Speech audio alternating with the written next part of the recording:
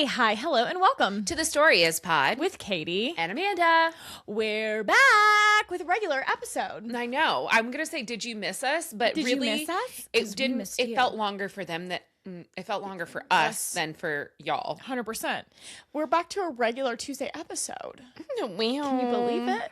Wow. Oh, producer Tommy asked us to do something for her. So this is what we're going to start doing. At the top of the episode, we're going to ask you guys to please like, subscribe, and follow us if you like our content at the top of the episode instead of the end of the episode. Because we lose you. Because we lose you by the end, and that's fine. So make sure you're liking, following, subscribing, sending to a friend on all the platforms: TikTok, Instagram, Spotify, Apple, iTunes, YouTube. Yep. At The Story Is Pod. And make sure you're sending this to one of your friends.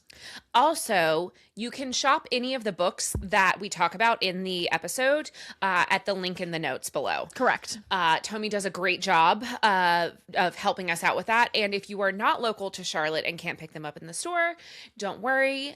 We partner with bookshop.org. That's exactly right. And you can support us from afar. For any book, that doesn't have to be a romance book. I think we should remind people too, bookshop.org is a great tool to use for any book purchases, and you can choose your local indie bookstore to support them if they don't do a lot of online shipping and stuff like us. We do ship pre-orders online, and we also ship our merch, but we don't do like standard shipping, I would say, on most books. So bookshop.org is a great place to support us for any of your, I'm going to say, your regular ordering romance books or not. Right. So very cool. You're more widely distributed. That's books. right. That's right. And if it's like you're buying something for your dad for Father's Day, for his birthday, or for a graduation gift, or something that obviously wouldn't be like our Kids' books. Kids' books, anything like that, a portion of those sales come straight to Trope. So it doesn't have to be a romance book. It can be anything. Yeah. We learned a lot about bookshop.org last week. We did. You guys, last week we went to Pittsburgh. TropeTravels. I would say our full-time squad, if you will. Yeah. So it Traveled. was the managers. It was Amanda and myself, and then our producer and socials manager Tommy, and then our events director Sydney. And boy, we took the town by storm. We went to Pittsburgh, of all places. Pittsburgh. It was very cold. Mm-hmm. It snowed every day. So we were in Pittsburgh during Northeast Blizzard 2026. Yeah. And thankfully it missed Pittsburgh. We were west. Far enough west, yeah. But we got some snow flurries the whole time we were there. Pittsburgh, are you guys okay? Like, It's are cold. you good? It's cold. And gray. It's gray. Like, is everyone good? I feel like we also like didn't go to all the right places. Yeah, I was talking in my office this morning, in my corporate office, I was talking to Brad. You know Brad. Of course. He is from Pittsburgh, or considers Pittsburgh home. And he was like, ooh, tough time to be in Pittsburgh. And I'm like, yeah. So we also were in the convention center most every day, all day. Yeah. And we did go to a couple of really cool bookstores. Yes. But we weren't in, apparently, Shady Side, I think is the area that I remember going to the last time I went to Pittsburgh, that was kind of like a Georgetown vibe. Sure. We didn't get to go there. Sure. There were a couple of other places that he recommended. We were in, like, downtown, which Yeah. was very like financial sort of district hub Business, area. yeah. But the convention center was enormous. I was shocked at how big this convention center is. It's what I imagine the like bomb shelters or like places you go to to shelter in place look like. Shout out to Paradise. It's back, by the way. I know. Paradise, we are so back, baby. I think the first 3 episodes. Maybe that's what Mom and I'll start tonight. I haven't watched it yet, and we haven't watched either. I loved Paradise. Well, you guys did too. We loved it. Yeah. I am working on my pit. Season 1. I made it through like 3 or 4 episodes last night. You're still in season 1 though. Yes, I'm still in season 1. Yeah. Yeah. The big thing that I know happens in season 1 hasn't happened yet. Well, the big thing that we'll talk about when you get there, I think it goes on for like 3 episodes. Okay. It's like a pretty, like, it's a, you know how I feel like these episodes, while they're interconnected, they're kind of like individual stories, right? They're individual stories, but the big thing that happens in season 1 is like a overarching, like, it takes place over, I think, 3 episodes or something. Yeah, we just hit lunchtime. Got it. So it must be coming soon. Okay. In like the next 2 or 3 episodes. If it takes like 2 or 3, because it's 12 episodes, right? Is it a 12-hour shift? No. Okay. I think it's like 15. Okay. They end up working. Overtime? Definitely. Got it. Yeah. No, because it happens. The thing that happens that we're avoiding saying because we don't want to A, spoil it, and B, I don't want to get Canceled. Okay, right. It happens like later in the afternoon. Okay. Because it's a day shift that they're on, right? It starts in the morning. It's like it starts at like 8 o'clock. 7 a.m. is the first hour. Yeah. 7 to 3. No. It's an overnight shift they're doing. No, the doctor before came off the overnight shift. That's right. When he's sitting on the roof and that's right. Really getting close there. Dr. Robbie comes in to relieve him. Correct. Got it. Yes. Okay. I wonder if season 3 will be an overnight shift. Because we've not seen that yet. Is season 2 a night shift? Mm-mm. Oh, there's only 24 hours in a day, so it's the same. Season 2 is still a day shift. I'll give you, I guess, a slight spoiler. Season 2 is the 4th of July. Yeah, notoriously tough time to be in the old ER. It's yeah. You kept going. The Pit when we were in Pittsburgh. You were like, just go the pit. I get it. I understand now. I understand what's happening. Oh, yeah. But I want to talk about Paradise for a second. Yeah, you and Gail watched it. Yes. Did we watch it together as a family? Did we? I can't remember. I think you left us in the dust, but we did. I'm pretty sure Mom and I watched it together. Guys, if you haven't watched the show, James Marsden, Sterling K. Brown, incredible. I think about, is it the 6th episode? The 5th episode? Oh. The episode? Yeah. I think about that with like some regularity. Does it pick up right where it left off? Do you think? Like, or season 2. Yeah. Do we think there's a time hop? No. Okay. No. Do you remember how it ends? I do. No. But I just wasn't sure if I assume that it has to pick up basically the moment where it left off. Or pretty close. But I'm talking about the episode from season 1. Yes. Where we see the world. Mm-hmm. I think about that episode a lot. Do you have episodes of television like that where you think about it a lot? A lot? Or like enough where it's... I have episodes of television where somebody brings up a TV show and I'm like, oh, that's the only episode I can think about. I see. Do you know, like, I think about Game of Thrones, season 1, Ned Stark. Oh, and you think Red Wedding. I think Red Wedding. I think Red Wedding. I think the episode where... Battle of the Bastards. Battle of the Bastards. Let's not even... Diabolical. We can't. I think about Battle of the Bastards, and I think about the episode where Pedro Pascal, the Red Viper episode. We'll just... Again, I won't spoil if you've not seen it, but the Red Viper episode. I think about that a lot. I also think about the episode Tell Cersei It Was Me. Because that is I think that's the same episode. Is it? No, it's not. No, Dorne is much. No. Much. Yeah. Yeah, you're right, I right, think. Right. Tell Cersei It Was like one of the most iconic lines from the whole show. Correct. I drink and I know things. Redeems a lot of sins in that last season. Period. It was so incredible. Like, just iconic line from television. Speaking of Game of Thrones, we also got caught up. You and I finished season 1. Night of the Seven Kingdoms. Or Night of the Nine Kingdoms, if you're nasty. It's so good. I am so obsessed with Dexter, Saul Ansel. I fucking love him. I'm so scared that the thing is going to happen where the next season he's going to be so much older. And it's going to be weird. Have that little, like... childlike charm. Do you know what I mean? Yes. How soon are we filming? I don't know if they've already started filming. I have no idea. I just have seen so many like positive things about it. I feel like after the 3rd episode is really when this shit took off, which is crazy because it's only 6 episodes. Right. And George R.R. Martin is very involved in this show still, which I think is probably... Speaks for itself. Right. And the showrunner, who I'm not going to remember right now, it's not one of the originals from the original. It's not the Double D's. It's not Ryan Condal. Although he might be involved. I think it's not he is involved. Sapochnik. It's none of the big guys. Anyway, they say that they could do 15 seasons of this show. They're not going to, but they have so much to Material. work with that they could do this for 15 seasons. Well, and I like that it's a short season because it feels more exciting than that we're getting another one.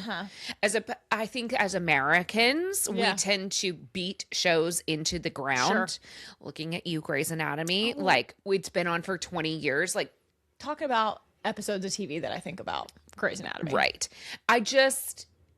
When you think about it, you think about the early seasons. Oh, yeah. You're not like, the the bomb episode. Hallmark, the fairy episode, like where the Fairy episode. You said fairy, and I just need you to know that it took me a minute to go, not the She was a fairy. fairies, not that kind of fairy, like a ferry, like we're taking the ferry to New York. correct. Yeah. The bomb episode, Yep.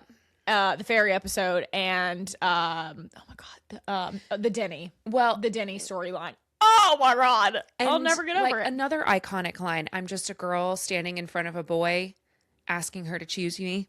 Isn't it choose me? Love me? That's not that. Just a girl standing in front of a boy is a different thing from like the 90s. Oh, it isn't? Yes. Wait, but what no, does she say? Meredith says, pick me, choose me, love me. That's it. Just, yeah, you're mixing your rom-coms. I'm sorry. It's okay. That's Notting Pick Hill, me, I think. choose me, love me. Yes, iconic line. Yes. Yes. Iconic. Also, We were on a break. Another one. another show with beautiful platonic friendships, like platonic loves. Friends? No. This show. Oh, Christina Us. Yang. I thought, okay, got it. I was Just like, because what are you we- refer to me as your platonic soulmate. I'm No, no, that's not what life partner. platonic life partner. I told the My dentist. platonic life partner. I told the dentist or my dental hygienist that today while I was getting my teeth clean, and then later I referenced you like she her pronouns, and then later on I said something my husband Charlie using he pronouns. So I obviously was referring to two different people, and she was like, and she just She kept going. I didn't explain, just kept it moving. What's even greater is Katie and I go to the same dentist. So the next time, if I have her, I hope that she'll be like, hey, do you have? I don't know that she's going to put two and two together. Now, Right. who will put it together is Dr. Michael. Shout out to Dr. Michael. He brought on does anybody want to know this? The new dentist, he's nice. Yeah, Dr. Mark. Yeah. And but Did you have him today? I didn't. I saw Dr. Michael, but Dr. Michael was like, "Oh, make sure you're like asking for me because like people are being willy-nilly about going to Dr. Mark all of a sudden, like they don't care." And I go, "Okay, I'll make sure to always ask for you." Doctor. I was like, "Oh, that's so Dr. vulnerable of Michael, you." yeah, scared. Yeah. All right, can I pivot us back to TV and movies Please, for just a second? please. So last night was the Actors Awards, formerly known as the SAGs, the Screen Actors Guild rebrand. I just wanted to highlight a couple of things because there were some big winners last night. Some surprises, perhaps. I didn't watch 1 second of this, as I told you, so this will all be a surprise. I know one winner because it's been reposted 1,000 times. And Okay. everybody cried about it. Cast ensemble in a motion picture, Sinners, a movie we watched. Male actor in a leading role, Michael B. Jordan for Sinners. Was a big, apparently, based on the reaction I saw online, people were surprised. I'm surprised. Female actor in a leading role, Jessie Buckley from Hamnet, which we still have to see. Okay. Some other, I wanted to get to our TV categories. Sure. Cast ensemble, The Pit. Season 1. Correct. Season 2 is airing now. Yeah. So Correct. season 1, of course. Yes. Cast ensemble in a comedy, so that was a drama, is The Studio, which is a show I would really like to get into. Sure. Male actor in a drama series, Noah Noah Wiley. Wiley. Female actor in a drama series, Carrie Russell for The Diplomat. Love. Hang on. So that would have been season 3. That she won that for? Is it 3? Are there 3 seasons? 2 seasons? I think it's 2. So, but that would have been for season 2. Correct. Which is the season with the president Correct. who's Yes. Correct. Are you sure there's not 3 seasons? I don't know. I think there's. So 4 is what's coming out? I think so. Okay, maybe. Yeah, because I think we get 2 seasons with the spoiler alert, the old president. Oh, and then he dies Hal. at the end of season 2. Before Hal. Yeah, and yeah, I think so. I think we get 3. And Maybe. then you get Allison Janney as the president in season 3. Spoiler. I said spoiler. I know. I'm just saying again. I said it. Okay. And then what I'm sure you have seen all over the interwebs today is a very tearful acceptance speech on behalf of Catherine O'Hara from Seth Rogen. Yes. As they both won for male and female actor in a comedy series for the studio. Yes. It was a beautiful speech. I love Catherine O'Hara. There was not a dry eye in the audience. Yeah. Somebody check on Jenna Ortega. Yeah, she was not doing well. She really was having a hard time. I hope she's okay. Also, Harrison Ford got the Lifetime Achievement Award. I saw that. I did see that. His speech was so good. It was so good. And he ended it with, "This is promising." He has like a very dark, dry sense of humor and then walked off the stage. It was so good. He is funny. Like you forget how like comic he is. He is hilarious. I don't think I realized that he and Callisto were still married. I don't know what made me think that they weren't, but like good for them. Yeah. Started out tumultuous, you know. I think he was married to someone else. Well, and then now they've been together for like a million years. I mean, they have to have been together since like the late 90s. Yeah. Yeah. Cuz she was on why can't I remember the name of the show? Doesn't matter. She was Is it on Felicity? No. Okay. No. It was a legal drama and I can't. Oh, yeah. It's not Saving Aaron. I got it. Go on. You're thinking Saving Amy, and that's not the same show. That is a legal drama, but different. I watched Shrinking, so I was so happy to see. Oh, Michael J. Fox was also there. Sorry, Ally McBeal. Ally McBeal.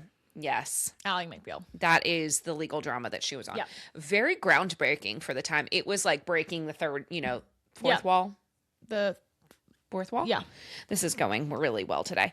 So those were just some big ones that I wanted to go over. The Pit, you've convinced me. I'm watching. Will you watch Shrinking now? I'll try. Not that I don't want to. I'll try. It's so good. I tell Katie all the time, like, I want our nuclear friend group to be this group. I want us to be this group. Hey. Left Turn. Yep. Second half of Bridgerton. Did you finish it? I have 1 episode left. Okay. Have you finished it? No, I haven't even started the second half. Oh. No, yeah. So keep your thoughts, keep your spoilers to yourself. The last thing I saw was like the cliffhanger of part one of Be My Mistress. Are you fucking joking me? Also, we talked about this. We don't have to do this again. He's being so dumb. I'm not really sure how we're gonna wrap this season up. I was talking to someone this morning about it. I don't know how we're gonna wrap it up in 1 episode. Allie is at the same place that I am. She was like, I stopped with the last episode. I was like, okay, great. Okay. And she and I both agreed, like, we're not really sure how they're going to tie his story up. Okay. Also, something, again, I know Katie and I have said this, neither of us have read the books, so we don't know the source material. I was very shocked by something that happened in part 2 that I did not know was coming. Oh, okay. I'm not going to say it because I don't know if you knew that it was coming either. I but don't know you'll anything. know when you see it. Oh, okay. Okay. But I do feel like Benedict maybe is gonna do the right thing. Oh, maybe. That's not promising. Scary. That's scary. Okay. I mean, I guess they can't all be happily ever afters. I mean, I guess it is like a romance, so like probably, but still. Yes, I think that everybody has a happily ever after, but how the winding road with which we get to the happily ever after is going to be. Are we ever going to see Daphne Bridgerton again? and the Duke, are they ever coming back? Are they going to recast them? I don't think so. What are we going to, they just are never to be seen or heard from again? Ta-ta for now. Sorry, you're telling me that Johnny Bailey has enough time to come and film a couple scenes and you guys can't make time? I'm upset. I mean, I know that Ray J. John Page is out here, doing other things. Busy. Supposedly that I haven't seen. But you tell me you can't make time to come do the thing that got you where you're at? He was at the Actors Awards last night. Well, get Acting. out. Put them breeches back on and do what needs to be done and be the damn Duke. Listen. We need to see you. Johnny Bailey back. That's all you need. That's what I'm saying. I did know that he came back for and Kate too. We see their baby. Yes. I think. Yes. I saw a still frame of that. Yeah. We do meet the baby. But like, you're telling me that they can find time to come film, and you can't. I don't. Yeah, I'm a little upset about it. Okay, I can tell. Anyway, I've moved on. I'm not still at that restaurant. Still at the restaurant. Right. Yeah. Yeah. Oh, okay. I'm so late to the party, so I'm sorry. You guys are just gonna have to listen to me talk about this for 1 second. Charlie and I are catching up on the Traitors. Oh, please don't. I know who wins because I You got know? spoiled. Yeah, I saw on the internet. Don't tell me. I don't know. I haven't seen who won. Oh, really? Or if I have, I didn't Okay. realize that I saw it. And like I'm trying to.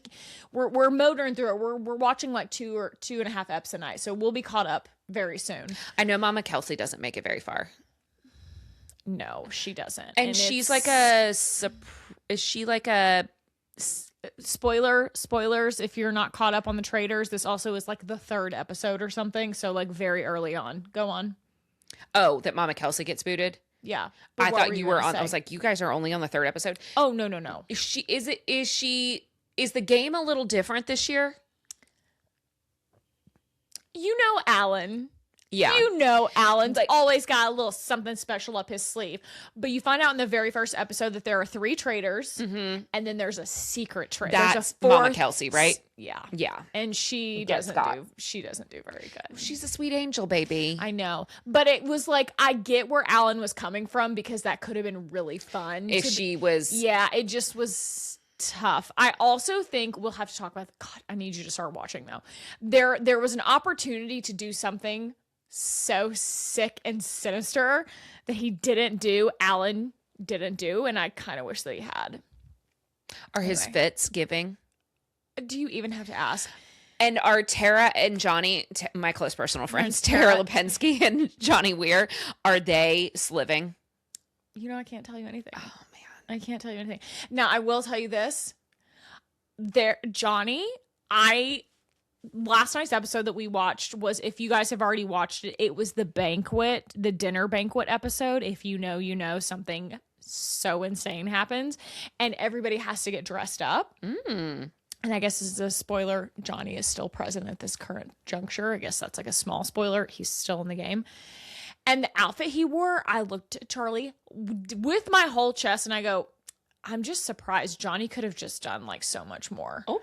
And Charlie looks at me and he goes, he has on a rhinestone cape. And he does. And I go, you don't understand what he wears normally. This is tame. We could have seen that on an NBC broadcast. Truly, this could have been during. I was just like, oh, I mean, slay. But like, it was just, I was expecting so much more from that particular look. How many days do they film for the Traitors? Okay, so I saw somebody, Rinna confirmed a couple of things for us on Twitter. So, when they go to breakfast every morning, they have the breakfast, and that's where they reveal who was murdered. And then they go do a challenge, and then they come back at the round table that night. And at the round table, they're wearing the same outfits that they wore to breakfast that morning. Okay, so they get up, they do full glam. The glam, they have to do themselves. They do not have a team there to dress them, so the glam is on them, which makes it even more impressive. Yeah. But that's neither here nor there. Full glam for breakfast. They change, they go do the challenge, and then they come back and they change back into their outfits from breakfast and do glam a second time for that day. So, and that's why maybe if you notice this, maybe not, when they're doing challenges, the girls all still have like a pretty full nice beat on because they're trying to, I guess, not have to redo the whole thing for the round table that night. That is. And then I forget who it was. Somebody, maybe it was Colton. Don't even get me started on Colton. But he was Is he a bachelor boy? He's the one that was gay. Oh, got it.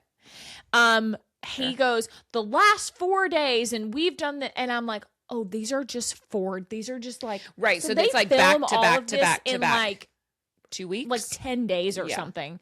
I don't know how these people are standing. Anyway. We learned a lot about ourselves last week at Winter Institute. And yep. But Alan Cumming. Yeah. He is perfect. I love him. I don't know how he got this job, but it quite literally could not have been anybody else. Yeah. You have to be unhinged, and he is unhinged. It's perfect. I will say, too, the challenges this season are really physical. Like, a lot more physicality. And I'm like, oh, these people who were in, like, Survivor, this is much better for them than, like, our housewives. They're struggling. Yeah. Okay. Are you in love with Rob? Rob with the overall? Yeah. Isn't that like what the world has decided, that Rob's the heartthrob here? Yeah. I mean, he's hot. He has a girlfriend. He was on Watch What Happens Live, or maybe it was the reunion. Oh, and he has a girlfriend. And he has a girl new of 2 months, very new. Oh, so he definitely hooked up with Mara while he was there. She is stunning. Who is she? She's from Love Island, UK. Got it. Rob is also from Love Island. That's how I did know that he was from Love, but he's Love Island US. I think he has a snake tattoo. Have you seen the snake tattoo? Is it a thigh tat? No. It's it like goes all the way like down his arm, across his back, like down. It's crazy. Let's bring it back to the book world. Got signed on with Quinn to do audiobooks. Mm-hmm. Is that who they've been teasing? Yes. That's the tattoo they keep showing. I didn't know the lore. Yeah, it's Rob. I didn't know the lore. It's Rob. Wow. Okay, might have to tune in now. Yeah. To see who I'm gonna listen to. He also is not a dummy. Like, you think he's a dumb. Because he's out here wearing overalls. As the Brits say, a thicky dum-dum. He's not. A thicky dum-dum. Incredible. Sometimes they just do it better than us. I'd really like to start adopting that as a new slang term for dumbass. A thicky dum-dum. Incredible. You're going to call me that all the time. I love it. I can't wait. Maybe I'll just change your name in my phone. That's so mean. I would never. I don't have you saved as anything fun.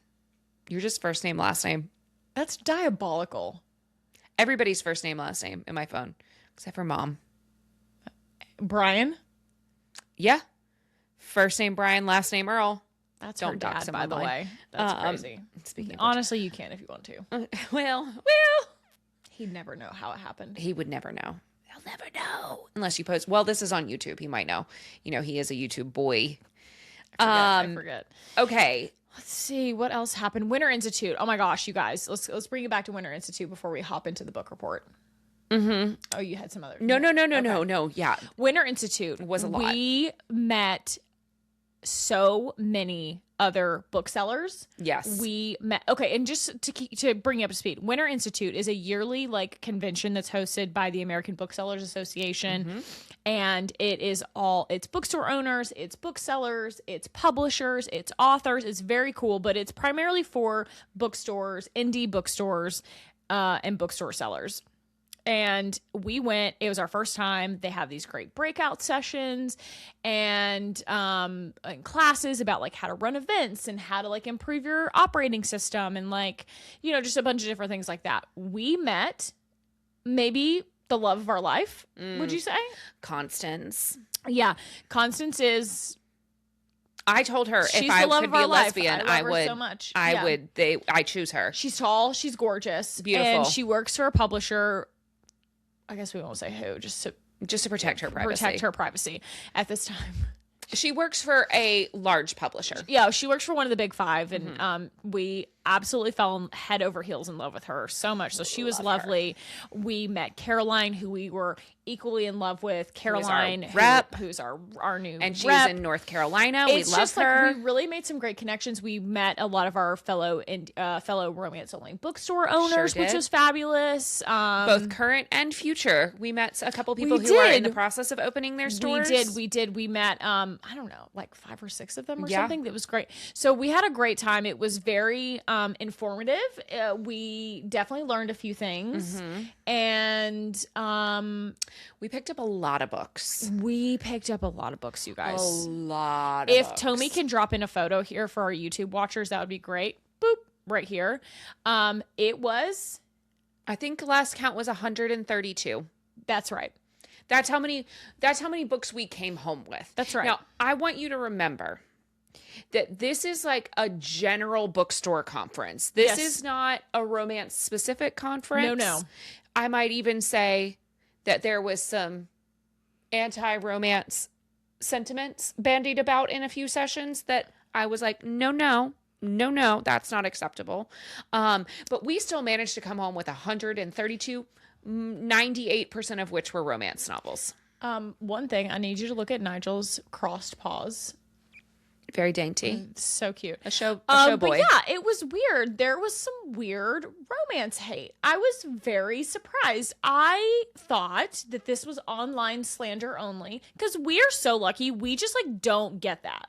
Like we get 97 or 98%, shit, I'll even say 99% of all of our online interactions are so positive.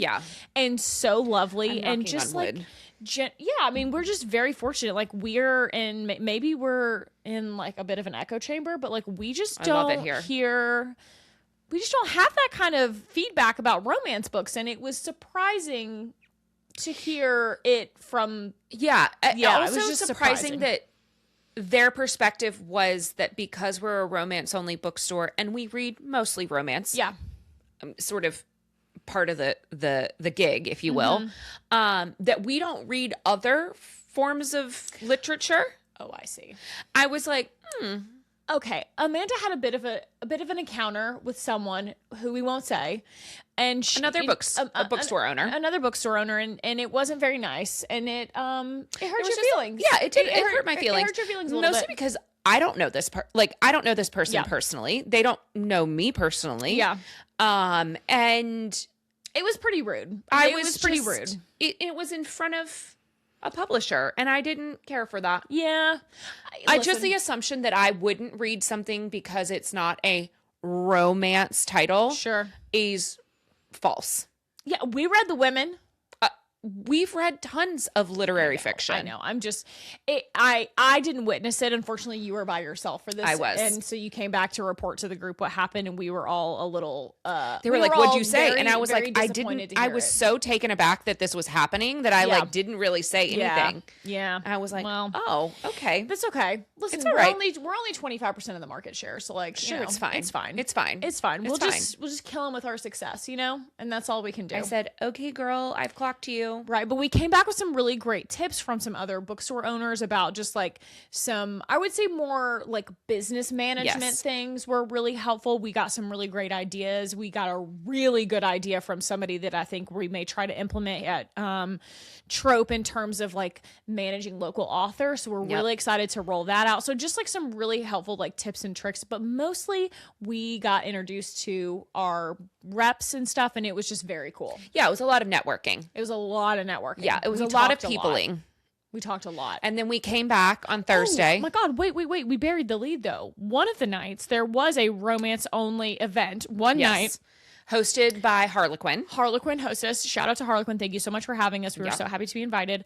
And we got there, you guys, Emily Rath was there. Okay. We got to meet Miss Emily Rath. Oh, you know what? We got to meet some other authors too. Tia Williams. We had a breakfast with Tia Williams. Oh my God, she was so lovely. Beautiful, stunning, gorgeous. Oh my God, just smart, incredible. Funny, engaging, incredible. Yeah. We also got to meet Amy Dawes, who I am obsessed with. We did meet Amy Dawes. Amy Dawes was very cool. Very locked in. Yeah. Liara I think that's how you pronounce her Oh, name. yes. We also met Susan Lee. I'm trying to remember who all was there. And of course, I'm like not going to remember everybody now. But it was... Sierra Simone. Oh, of course, Sierra Simone was there. It was so cool. Victoria Aveyard. That wasn't specifically at the romance. Yes. Anyway, we had such a lovely time.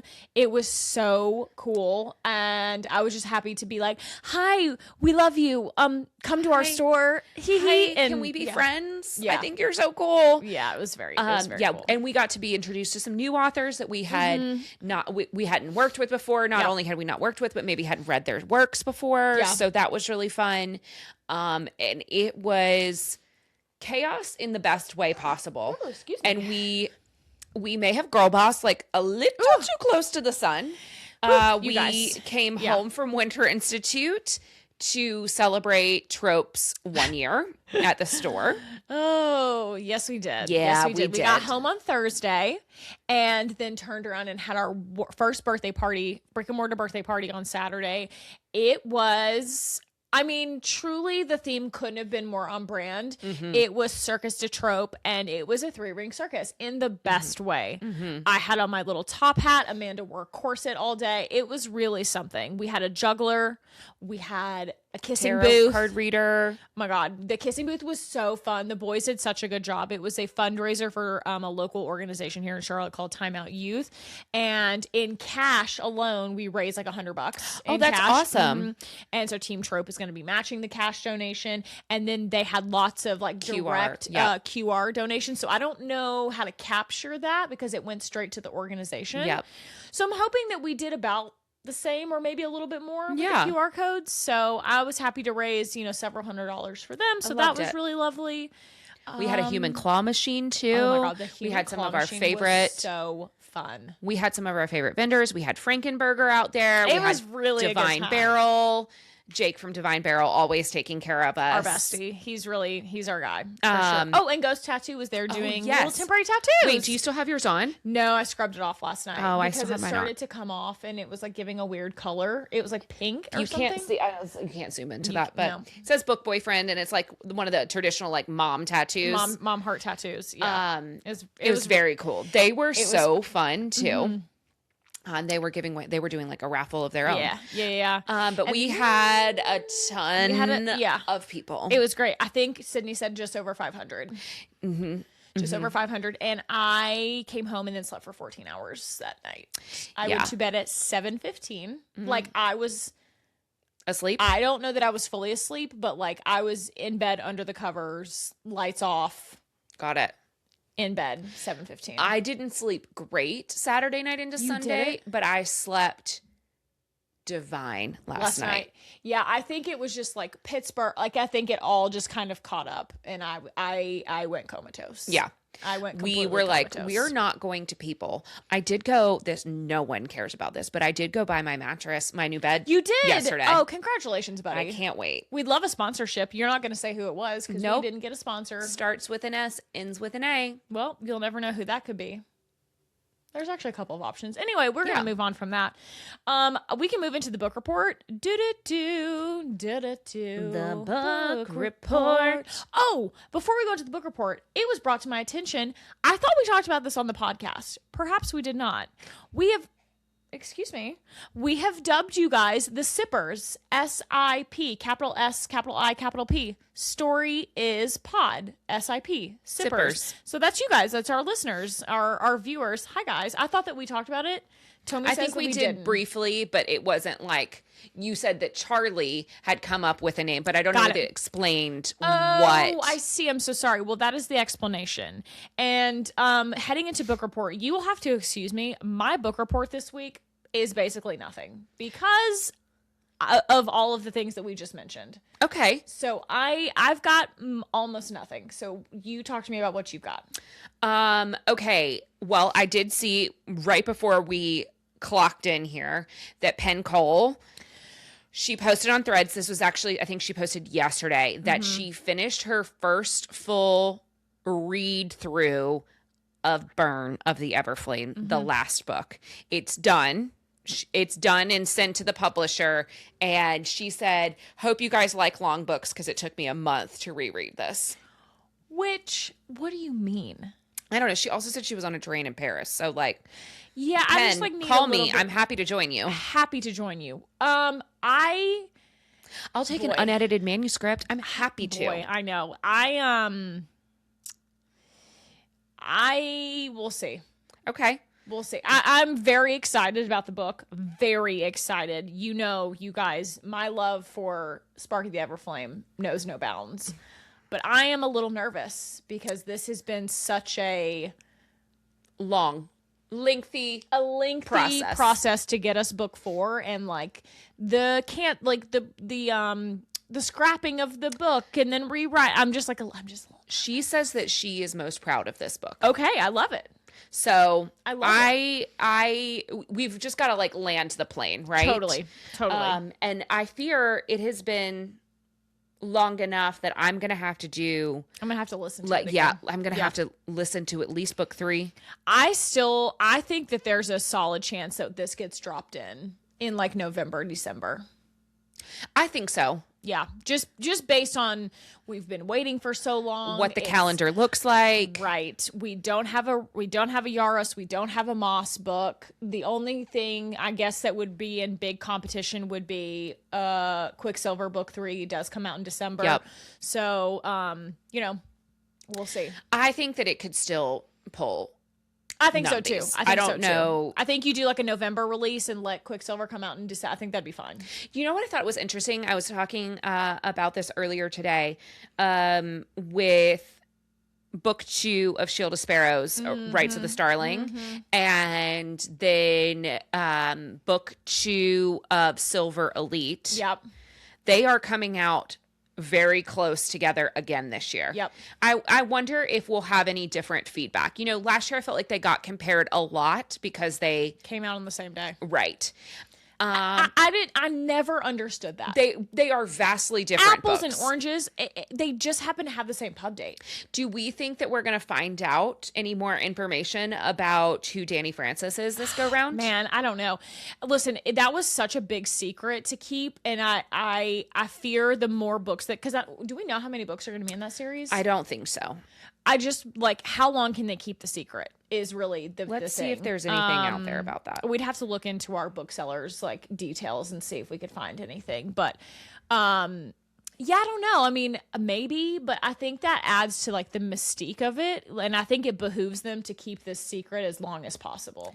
Yeah, I Don't agree. you think? I mean, yes, but book 1 had so much hype around it. Yeah. Now I feel like with book 2, how do you get the same hype without an author tour? Yeah. I mean, Their they didn't social do a tour media- the first time. Their social media campaign, the first go round, like influencers, etc., was great. Brilliant. Mm-hmm.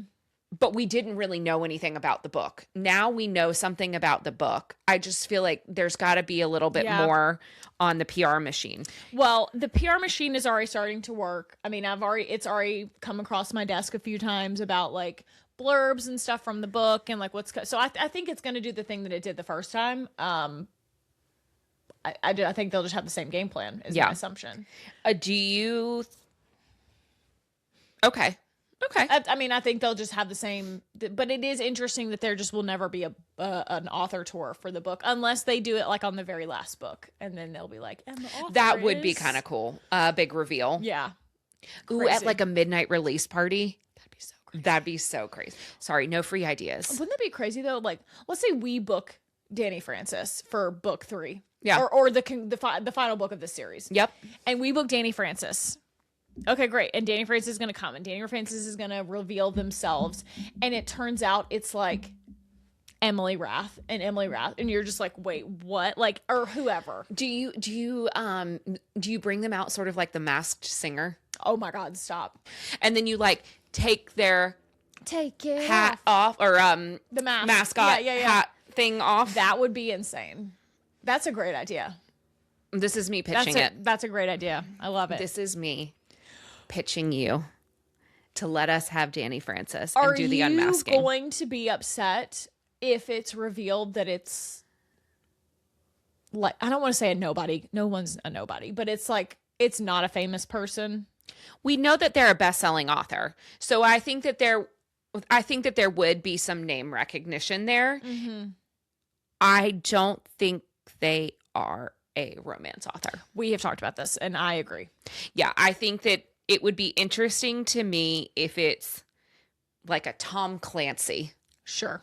You know, like a Clive Cussler so or somebody. We should have talked to our Yeah, I know. Constance about this. Our Constance about this. Constance, if you're listening, the text is coming. I'll text you. We should have asked them about this. If there's any like rumblings, like who, because there are people who know. Yeah. Yeah, I have to be. Right. I mean, obviously. Is it Del Rey, right? Is that her? I think her imprint? so. Is that, Do you does have that it up sound here? right? Yeah, it's right there. Yeah, Del Rey. Well. I'll see what I can find out. Well. I mean, honestly, I was like, But what do you know? might be like, if we're told, it might be like we're sworn to secrecy. You have to sign it in DA. For sure. But I still would want to know. That's tough for me. Yeah, but I would like want to know. Yeah. I would do it. We would have to talk to each other about it because Yeah. I fear. It can't just live in my brain. Well, I fear that secret, like super exciting, not harmful secrets. Mm-hmm. Harmful secrets I can keep to myself, but like super exciting, like I just want to yip chat. I can't keep that to myself. No, it's not good. It's not. I can't help it. I'm excitable. Yeah. How did we get here? That they're coming out on the same day, right? So the Starling. I don't think it's the same day though. No, they're coming out back to back. Got it. Within a couple of weeks of each other. And I was just wondering if we thought that there was going to be any more drama around that this year. Oh, another thing that we learned at Winter Institute this year too. Yep. Say it again. Okay. Another thing that we learned at Winter Institute, the same imprint, which is Red Tower, which is an imprint of Macmillan. Their flagship release this year, their big like title of the year is going to be a book called Stormbreaker by Nisha Tooley, who wrote the Trial of the Sun Queen. Wow, thank you. You're welcome. We're really in sync today. One brain cell. Yeah, so she wrote Trial of the Sun Queen, and that is going to be their new flag. That is like the book for them this year that they're really, really pushing. And what was surprising, it's YA. Correct. And I am really surprised. And Trial of the Sun Queen, not YA. did we get confirmation that it's like upper YA or like? No, I feel like we asked. I thought that we asked and they said it was like more advanced than I want to say traditional they YA. did say it was upper YA, but More like new adult kind of. Maybe. But I'm not really remembering. I know we asked a little bit about it, but I'm not remembering what their answer was now we're here talking about it. Yeah. I think that is also very interesting because Red Tower, famously, Rebecca's imprint. Oh, yes. Sorry. Red Tower is the same imprint that does Fourth Wing. They also do Shield of Sparrows, which is interesting. Why would Rite of the Starling be I guess because it's like a book 2 of a series versus like a new book. Right. And I guess it's, I mean this in the kindest way possible. It's going to sell itself because we all loved Devaney's first book. I'm just looking up here, like what else is Red Tower that you guys would recognize? Those are like 2 big ones, but there's a bunch. Red Tower, typically Red Tower hallmark is like romantasy and like really stunning sprayed edges. Like as a first edition. That's kind of their like wheelhouse. You know what I think is interesting that we saw? So we also went to some indie bookstores while we were in Pittsburgh. Yes. And because we deal in romance, we don't always see what's trending in general bookshops, in literary fiction, etc. I thought it was interesting, the new paperback jackets, if you will. Yes. Well, we got on this conversation because I'm reading a book right now called Half City by Kate Golden. Yes. And it is a paperback jacket. There is a term for it, and the publishers listening to this are like screaming at me about what it's called. But it's a paperback, but it's a heavier cover paperback, and it's got the traditional like flap in where you get like the blurb about the author and everything. It's interesting. It's just like it's a hybrid. It's not a traditional, I wish I had it paperback in here to show you for anybody that was watching. But and it's not a hardback, obviously, but it's interesting. I thought that was curious that it was not just because when we first started getting them in, I was like, what is this? Yeah, but they were cool. Yeah. No. And I think it's smart. I'm kind of a weirdo though. I like a hardback book, which I know is like kind of a as evidence hot take. It's a bit of a hot take, but I like this as a hardback alternative. Yeah, I'm more of a paperback girl. It's easier for me to hold, to read. Sure. But that's the nice thing about the paperbacks. They're lighter. If you travel, take it in your backpack or your purse or whatever. I think that's nicer to have like a little bit less weight. I think that we still saw some sprayed edges. Yeah, but not as many. Way pulled back.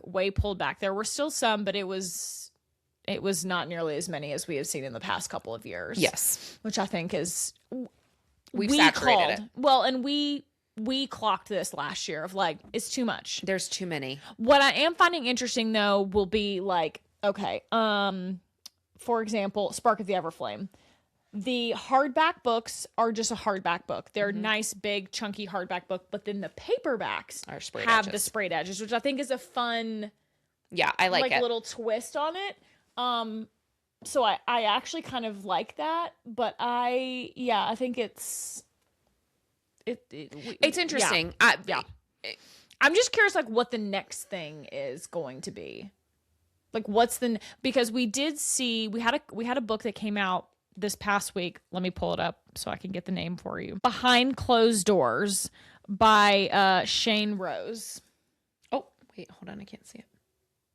Oh, with the glitter. Okay, and it had a sprayed edge, which was fine, but that's not what I wanted to talk. The cover, the lettering is almost like glitter glue, puffy paint, like glitter glue on and it was really cool. It was very cool. It was very cool. It caught my eye. So I wonder if I think we will start to see more creative ways to have your books jump out at you, because listen, I know what's the saying about books and their cover, don't judge a book by its cover. Everybody does. We all do it. And you've got to get people to catch their eye on your book. Like, you are still trying to sell a product and to get it picked up off the shelf, and an attractive cover sells a book, is going to help you sell a book.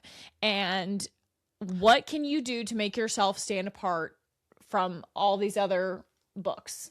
It's interesting because at Winter Institute, they have what they call the galley room, which is where all of the, I shouldn't say all of them, most of the books. Wild West. Yeah, most of the books that the publishers are pitching at the events are available to you to pick up in the galley room. This is all free. This is gratis per the publishers, because they want us to pick them up and to hand sell them to you, right? Read them and hand sell them.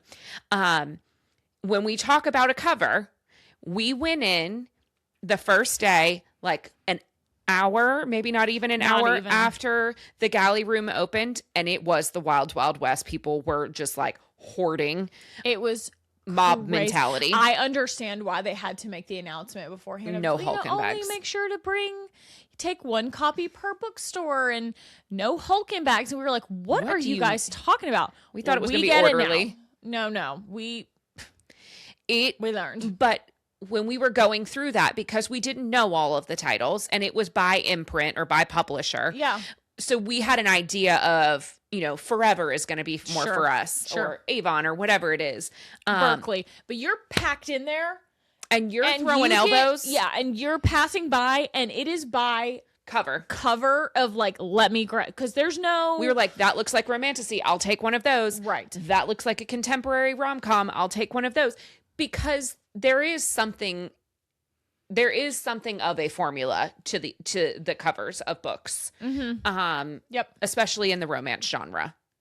Well, and even I'll go a step further in the subgenres of romance. Absolutely. So you've got like your romantasy covers, and I'll even say the titling of these books also but that's all kind of, to me, falls under like the packaging, because you as an author are having to sell this package, which is your book, and your part of the package is yourself as an author and your online presence. And I know that that's a whole nother conversation that we don't have to get into, but you also have to sell your book, and you've got to sell your attractive cover and your title. And what is going to get people to go, I'm telling you, one of the best, this is maybe, listen, cliche or whatever, I think one of the best book titles out there right now is a book that we have in the store, and it's called I'm Looking for a Man in Finance.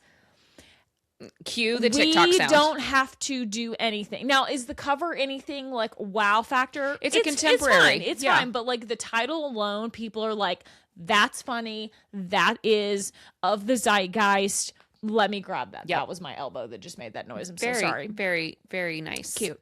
But in romance, but you're exactly right. There is a formula. There is a pattern, and there is a thing that sells books, and specifically romantasy. Yeah. Like the sprayed edge. But it's like the cadence of the title, which is it's got a shield, it's got a sword, or sure. Well, and I even mean the title. No. Usually it has something. The insert noun, the princess, the king, the crown, the flower, the whatever, in the noun and the other noun. Mm-hmm. It is. Yeah. It is. The king and the ice. Well, you're always like the sword of something. Yes. And you're like, oh, that's romantasy. Right. And they all have, it's crazy. And I love it every time. And I'm like, oh, caught my eye every time. You're like, that's a bit of me. That's a bit of me. Any other thoughts on books this week? Oh my gosh. I don't think that we've recorded since then, because since this announcement came out, H.M. Wolf. A 7-figure deal. Did we talk about this? No, I think it happened right after we recorded. I think so. H.M. Wolf, author of Daggermouth. Shout out to our girl. If we already talked about this, I'm sorry. We'll talk about it again. Got a 7-figure publishing deal for her book, Daggermouth, which is only going to be a duology. Yeah. It is only a duology. Girl, get your bag. Congratulations. That is incredible. Incredible. At auction. Incredible. Period queen. Love it.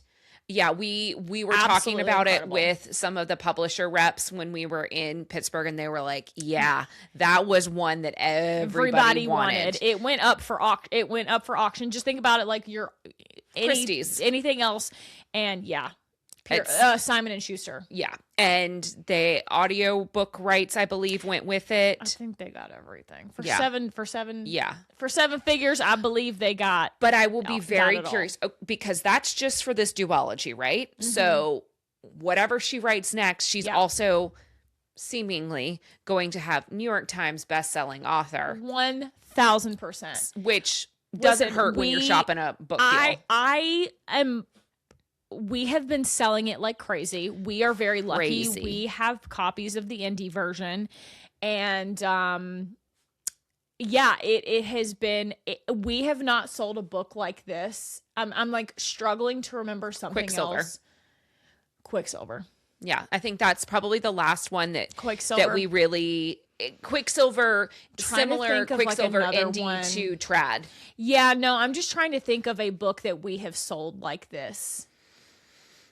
I mean, we sold a lot of can I tell you, like, Deep End by Allie Hazelwood? Yeah, and I'm sorry if you're getting comped to Allie Hazelwood in terms of numbers that you sold at a romance bookstore, girl, abso-fucking-lutely. Also, Game Changers, Heated Rivalry. Oh, oh, great. Yes, thank you. Duh. I wasn't even thinking. Heated Rivalry. I mean, and that just happened. But like, it has been a run on these Daggermouth copies because everybody wants the indie copy. Yep. Which is not to say that they're not also going to buy the new copy, because have you seen the cover? Yeah, I did. Yeah, it's stunning. It is so cool. Comes out this year. It's coming out in the fall. Yeah. In September. But that's a long time from now. I know. Yeah. But I'm just saying, like, so if we're you not guys having to wait a full calendar year. No. But this makes me think we will get Daggermouth, the re-release in September, and then I think that we will probably get book 2 with Simon & Schuster probably early next year. Yeah, they've confirmed it's 27. Well, she's had time. Yeah. Because Daggermouth's been done. right? Right. So she's presumably already working on book two. I would imagine that, yes, you're right, Yeah. that she had a manuscript completed when they bought the rights. I'm guessing. But yeah, I think this is, Yeah. well-deserved and well-earned. Congratulations, HM. This is huge, and we're so excited Good for you. I hope you're going on a vacation somewhere fantastic and like rest, relax, recharge, and we'll be ready for the next series. Well, nothing like, don't worry. Threads immediately tried to take her down as soon as her nice big deal came through. Honestly, I don't even want to talk about it. It was so I don't even know what she did. I don't even understand why Why did you utter this on the internet? I didn't. I'm sorry I did. I take it back. Yeah. Congratulations. Congratulations. And let's move on. Yeah. And we did get some updates on, speaking of heated rivalry, on book 7. That has been pushed. It has very sadly been pushed. Yes. Yeah. Rachel took to the interwebs and gave us an update that the book is being pushed out to early, what is it, April 27? July of 27. Because unfortunately her health has, impeded her ability to work on the book like she'd like. Is what I understood. So we're wishing Rachel the best. It looked like she had a great time. She was in New York for SNL this weekend with Connor Story. Yes. If you haven't seen the clips, incredible. Hudson was with him.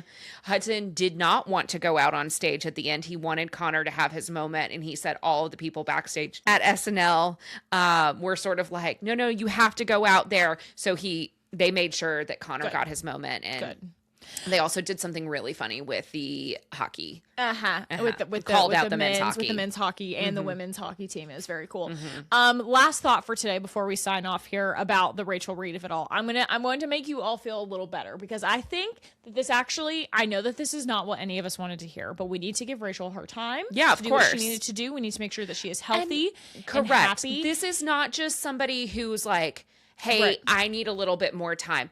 She's like, hi, I have Parkinson's. I need some time. Sure.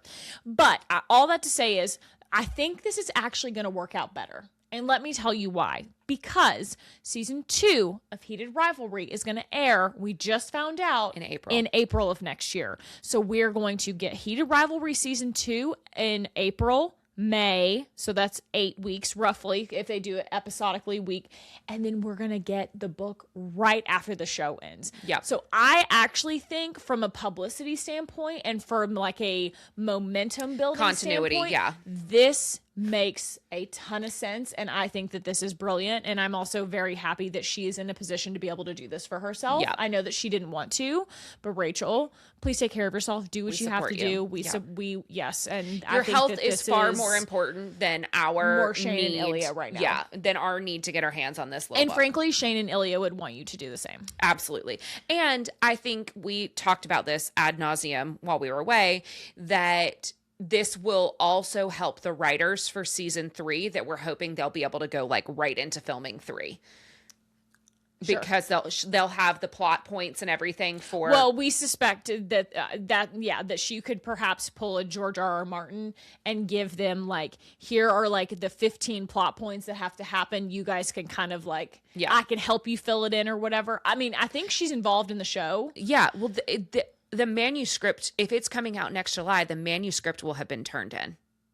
Oh, I see what you mean. Sure. Far earlier than that. And so they will have the source material and can already be working on the script. Right. Even and go right into filming 3. Yep. That's a good point. Anyway, you got anything else? No. Do you want to talk about what you read or no? No. Oh, well, I finished Beneath. That was my biggie. And we're going to hold conversation on that for a bit.